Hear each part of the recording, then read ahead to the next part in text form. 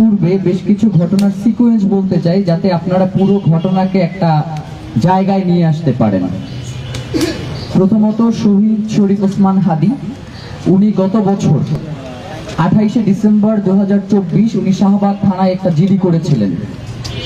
সেই জিডিতে উনি উল্লেখ করেছিলেন যে উনি জীবনের নিরাপত্তাহীনতায় ভুগছেন এবং দেশি বিদেশি বিভিন্ন নাম্বার দিয়ে তাকে হত্যার হুমকি দেওয়া হচ্ছে। ওসমান হাদি হত্যার পরে আমরা ইনকিলাব মঞ্চের টিম শাহবাগ থানায় যোগাযোগ করেছিলাম জিডির ব্যাপারে। শাহবাগ থানা প্রথমে অস্বীকার করেছে যে শহীদ ওসমান হাদি শাহবাগ থানায় কোনো জিডি করে নাই। এরপরে আমরা বলেছি যে আমরা স্পষ্ট মনে আছে, কারণ ওসমান হাদির সাথে আমি এবং জুমা সেই জিডি করতে গিয়েছিলাম। আমাদের মাসের নামটা মনে ছিল যে আমরা ডিসেম্বর মাসে এই জিডিটা করেছি। তো আমরা স্পেসিফিকভাবে তাকে বলেছিলাম যে ডিসেম্বর মাসে আমাদের জিডিটা হয়েছে। তারা পুরো ডিসেম্বর মাস খুঁজেও কোনো জিডি পায় নাই। তো আল্লাহর অসীম রহমত যে আমাদের কাছে জিডির একটা কপি সংরক্ষণ করা ছিল। যখন আমরা এই জিডির কপি তাদের কাছে দেই, তখন তারা জিডির ব্যাপারে স্বীকার করে যে শাহবাগ থানায় একটা জিডি করা হয়েছে। মানে এই ব্যাপারটাকে একটু চিন্তা করেন যে শাহবাগ থানায় একজন শহীদ একটা জিডি করেছিলেন, মৃত্যুর পর তার দায় এড়ানোর জন্য তারা এই ব্যাপারটাকে অস্বীকার করে। এবং এই জিডিতে আমাদের ভেতরের একজন ভাই, তার একটা নাম্বার ঢুকে গেছিল ভুলক্রমে এই জিডিতে। বিগত 1 বছর ধরে সে সেই নাম্বারটা ব্যবহার করছে ইনকোয়ারির জন্য। আজ পর্যন্ত শাহবাগ থানা থেকে ওই নাম্বারে একটা ফোন দেয়া হয় নাই। মানে শাহবাগ থানা শুধুমাত্র এই জিডিটা গ্রহণ করেছে, পরবর্তী কোনো ধরনের সে পদক্ষেপই গ্রহণ করে নাই। তাহলে তো অন্তত জিডিতে যে নাম্বারটা আছে সেটা তো তারা যাচাই করতো। নাম্বার 1। নাম্বার 2 হচ্ছে তথ্য হয়রানি। ওসমান হাদি শাহাদাত যেদিন তাকে গুলি করা হয়, রাত 12টার সময় গোয়েন্দা সংস্থা তাকে ফোন করে আমাকে বলা হয় যে ওসমান হাদি যেইখানে শাহাদাত হয়েছে সেই জায়গাটা একটু আমাদেরকে চিনাইয়া দেন। আবার বলতেছে ওই রাস্তার সিসিটিভি ফুটেজটা কি আমাদেরকে দিতে পারবেন? ঘটনাগুলো একটু খেয়াল করবেন।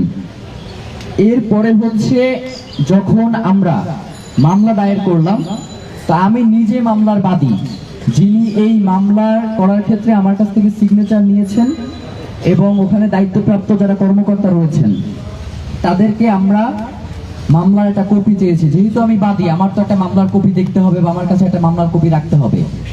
আজ পর্যন্ত থানা থেকে আমাদেরকে একটা মামলার কপি সরবরাহ করা হয় নাই। এবং এটার পুরো মেসেজ আমাদের কাছে আছে যে শাহবাগ থানা থেকে আমাদের কাছে এইটার কোনো মামলার কোনো কপি, শাহবাগ না মতিঝিল থানা থেকে পরবর্তীতে পল্টনে এটা স্থানান্তরিত হয়েছে। যখন যারা আসছিলেন তারা মূলত মতিঝিল ছিলেন, আমরা তাদের কাছে চাইছিলাম, কিন্তু তারা আমাদেরকে কোনো মামলার কপি সরবরাহ করে নাই। এটা গেল। এরপরে হচ্ছে আসামির অবস্থান নিয়ে যাওয়ার স্পষ্টতা। একদিন বলছে আসামি ভারতে পালিয়ে গেছে, আর একদিন বলছে ঢাকায় অবস্থান করছে, আর একদিন বলছে ডিবি সংবাদ সম্মেলনে করে বলছে যে মেঘালয়ে আসামি অবস্থান করছে। আবার মেঘালয় পুলিশ সংবাদ সম্মেলন করে বলছে যে আমরা এখানে এমন কাউকে গ্রেফতার করি নাই। এরপরে চার্জশিট নিয়ে তালবাহানা। আদালতে আমরা যখন 12 তারিখে গেলাম চার্জশিটের জন্য, আদালতে 12 তারিখ চার্জশিট দাখিল করবার কথা। এর আগে আপনারা জানেন যে শাহবাগে ডিএমপি কমিশনার এবং পরিবেশ উপদেষ্টা সৈয়দা রেজওয়ানা তারা এসেছিলেন এবং তারা বলেছেন 7 তারিখের মধ্যে তারা চার্জশিট দাখিল করবেন। তো আমরা প্রথমে এটার সাথে দ্বিমত পোষণ করলেও তদন্তের স্বার্থে যাতে সুষ্ঠু এবং নিরপেক্ষ তদন্ত হয় এজন্য আমরা 7 তারিখ পর্যন্ত মেনে নিয়েছিলাম। তারা চার্জশিট যে 6 তারিখে দাখিল করবে, আমাদের সাথে কোনো ধরনের আলাপ আলোচনা না করে তারা 6 তারিখে চার্জশিটটা সংবাদ সম্মেলন করে পুলিশের পক্ষ থেকে চার্জশিট দাখিল করা হয়। এবং পরবর্তীতে যখন চার্জশিটের যে শুনানির দিন ধার্য করা হয় 12 তারিখে, আমরা আদালতে গেলে আদালত বলে হচ্ছে আমাদের কাছে চার্জশিট এসে পৌঁছায় নাই। আবার ডিবি অফিস থেকে বলে যে আমরা চার্জশিট পাঠাইছি। রাত 10:45-এ আমরা সেই আদালত থেকে চার্জশিট নিয়ে এরপরে বাসায় যাই 7 তারিখে। তো এই যে ঘটনাগুলো আপনারা একদম শুরু থেকে এখন পর্যন্ত প্রত্যেকটা পদে পদে আমাদেরকে অসহযোগিতা করা হচ্ছে।